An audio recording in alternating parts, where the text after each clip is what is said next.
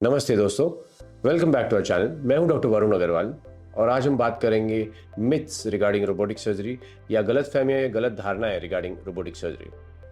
सबसे पहला मिथ यानी कि जो एक गलत फहमी है रोबोटिक सर्जरी के बारे में वो है कि सर्जरी एक रोबोट करता है और डॉक्टर नहीं करता है। मैं ये बताना चाहूँगा कि सर्जरी अल्टीमेटली जो सर्जन है, जो डॉक्टर है, वो ही कर रहा है, बट रोबोट एक माध्यम है जिसके द्वारा सर्जरी की जा रही है।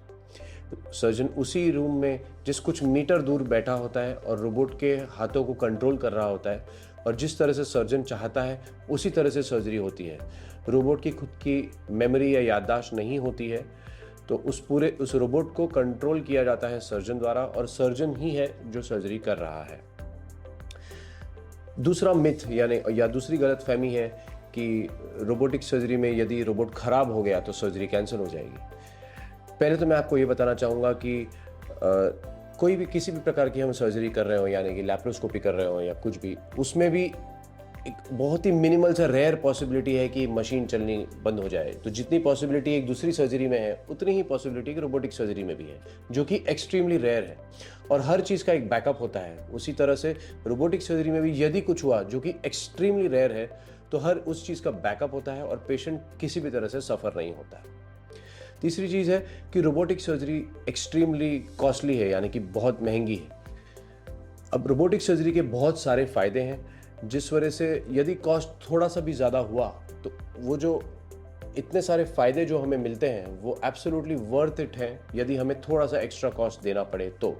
दूसरी बात ये भी है कि रोबोटिक सर्जरी के बाद पेशेंट की रिकवरी बहुत फास्ट होती है जिस वजह से यूजेज ऑफ पेन किलर्स और हॉस्पिटल स्टे दोनों बहुत ही कम होता है, जहां पर कॉस्ट बहुत हद तक बचाया भी जा सकता है। एक और मिथ जो रोबोटिक सर्जरी के बारे में है वो है robotic surgery and laparoscopic surgery दोनों ही सेम है।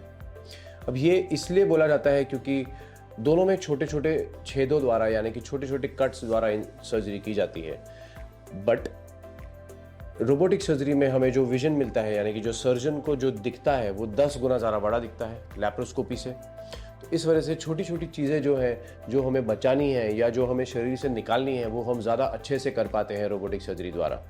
और एक चीज़ है कि रोबोटिक सर्जरी में जो जो इंस्ट्रूमेंट्स होते हैं उनके हाथ पूरे 360 डिग्री से भी ज़्यादा घूमते हैं, जिस वजह से टाँके मारना या शरीर के ऐसे हिस्सों में जाना जहाँ लैप्रोस्कोपी सर्जरी से नहीं जा सकते, वहाँ पे रोबोटिक सर्जरी से इजीली पहुँचा जा सकता है। तो ये है फ़ायदे रोबोटिक सर्जरी के ओवर लैप्रोस्कोपिक सर्जरी, जिस वजह से प्रोस्टेट कैंसर सर्जरी या किडनी कैंसर सर्जरी में बहुत ज़्यादा मदद होती है robotic surgery over laparoscopic surgery. तो ये थे कुछ मिथ्स यानी कि गलत फहमियाँ regarding robotic surgery. I hope I made myself clear. यदि आपको कुछ भी डाउट हो तो प्लीज़ आपके डॉक्टर से पूछिए। Thank you.